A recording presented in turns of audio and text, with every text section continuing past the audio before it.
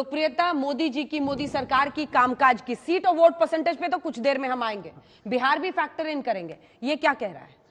देखिए, अगर पूरा निचोड़ देखें इन आंकड़ों का तो साफ दिखाई पड़ता है कि कंसर्न्स हैं सरकार के कामकाज के बारे में, और जो कंसर्न्स जो आंकड़ों में दिख रहा है वो जमीन पर भी दिखाई पड़ती है। महंगाई का मुद्दा हो, बेरोजगारी का मुद्दा हो, मुझे लगता है अगर भाजपा के लोग इससे इनकार करते हैं कि ये मुद्दा है ही नहीं है या ये एक प्रॉब्लम नहीं है जनता के बीच में, तो मुझे लगता है कि वो अनदेखी कर रहे हैं। एक अहम मुद्दा है, लेकिन क्या इन मुद्दों पर लोग वोट दे रहे हैं, वो शायद होता हुआ दिखाई नहीं पड़ रहा है, क्योंकि लोगों के वोट देने का जो निर्णय है, जो डिसीजन, वो किसी अन्य चीजों पर प्रभावित हो रहा है। कुल मिला के इन आंकड़ों किन चीजों पर आपको समझ में आ रहा है, क्या हो रहा है? मतलब मुझे लगता है राष्ट्रवाद का मुद्दा जो है वो अलग अलग, लेकिन 370 पे अगर आप आइए तो देखिए 370 पर बहुत ज्यादा वोट नहीं मिला है सर। कोविड महामारी पर सबसे ज्यादा इनको वोट मिला है, 25.4%, 25%, मतलब 1/4।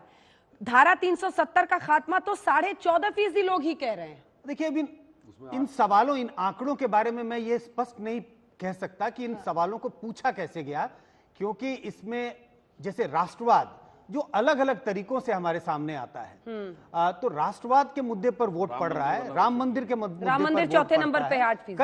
कई ऐसे सुधांशु जी को तुरंत दिखाइए। कई ऐसे मुद्दे हैं जिसको निचोड़ को अगर आप देखेंगे तो वो लगेगा कि राष्ट्रवाद कोर इश्यूज है।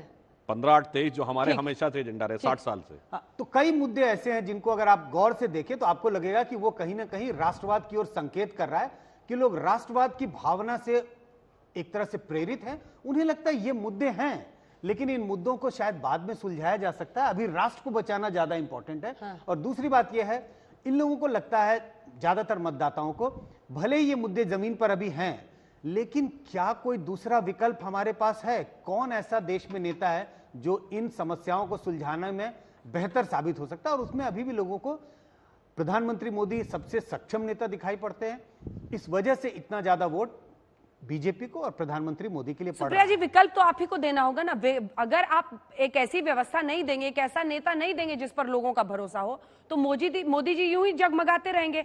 पिछली बार चुनाव में क्या था, रफाल सबसे ज्यादा उठाया गया, और सभी सर्वेस कह रहे थे संजय जी कि रफाल लोगों के बीच में मुद्दा है ही नहीं। अब ऐसे में कोविड, आप देखिए, कोविड को सरकार की उपलब्धि मान रही है जनता, और आप लोग थाली बजाना, थाली पीटना को उसको आपने बहुत छोटा बना दिया। अब यही तो मामला है कि क्या कांग्रेस नब्ज नहीं पकड़ पा रही है?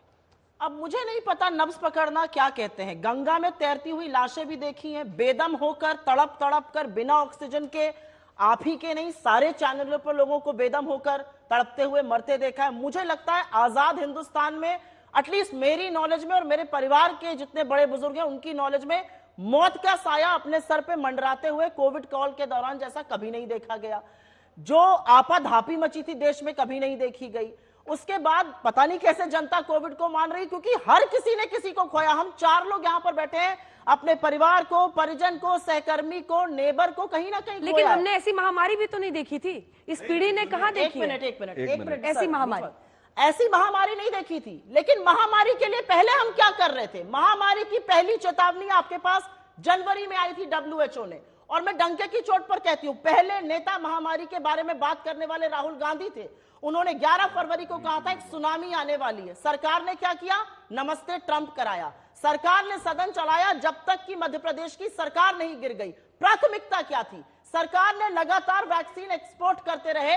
इन्होंने नहीं देखा कि प्राथमिकता हमारे लोगों को वैक्सीन लगानी होनी चाहिए। आज आप लाख ढिंढोरा पीट लीजिए, but we were absolutely caught napping.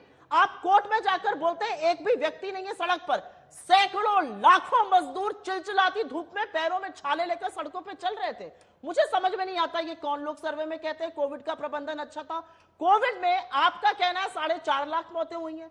बाहर के जो एजेंसीज हैं जिनके बाकी सर्वे आप मानने को बहुत आतुर रहते हैं, वो कहते हैं 45 लाख मौतें हुई हैं। तो ये क्या है? आपके कोविड के काल में गुजरात में, महाराष्ट्र में रेमडेसिविर का जो खरीद फरोख्त थी, जो धांधली थी, वो भाजपा के नेता कर रहे थे। पाटिल जी के पास पकड़ी गई थी, फडणवीस जी के पास पकड़ी गई थी। तो मुझे नहीं समझ में आता कि किस तरह से ये अच्छा इसको प्रभावी कहा जा सकता है प्रबंधन। मुझे लगता है कोविड एक बहुत बड़ा कुप्रबंधन था। लेकिन एक बात सुधांशु जी ने कही, और वो कहीं भाजपा का असली चेहरा दिखाती है। उन्होंने सही कहा, उन्होंने ये तो स्वीकारा कि ये हमारे मुख्य मुद्दे थे। इनके मुख्य मुद्दे बेरोजगारी नहीं है। 73% लोग, 57% लोग, अंजना जी आज देश में कह रहे हैं बहुत खराब बेरोजगारी, ये कह रहे हैं वो हमारा मुद्दा नहीं है। महंगाई, हम तो लहसुन प्याज खाते ही नहीं है, दही आटा भी अब हम नहीं खाते हैं, महंगाई हमारे लिए मुद्दा नहीं है, होगा, वो हमारे मुख्य मुद्दे नहीं है। लेकिन जनता इनको बता रही है कि इनके मुख्य मुद्दों पर जनता वोट देने को तैयार नहीं है। देखिए मुख्य मुद्दे, राम मंदिर पर मुझे हतप्रभ हुआ, 8% वोट आ रहा है, 8% आंकलन है। इन्होंने बोला 370, 2 सवाल है, कितने लोगों ने जाकर वहां जमीन खरीद ली, चलिए छोड़िए, 14.5%, ये आपके मुख्य मुद्दे। अरे प्रभु, मुझे अपना दुश्मन समझिए या राजनीतिक प्रतिद्वंदी समझिए, महंगाई और बेरोजगारी सर चढ़ के बोल रहे हैं मुख्य मुद्दे हैं। अंजना जी अब जवाब दे दो। हाँ जरूर जवाब दीजिए। कितना सुंदर छोटा- वक्तव्य दिया है। महंगाई बेरोजगारी पे इनके पक्ष में थी बात, हमने स्वीकार किया है।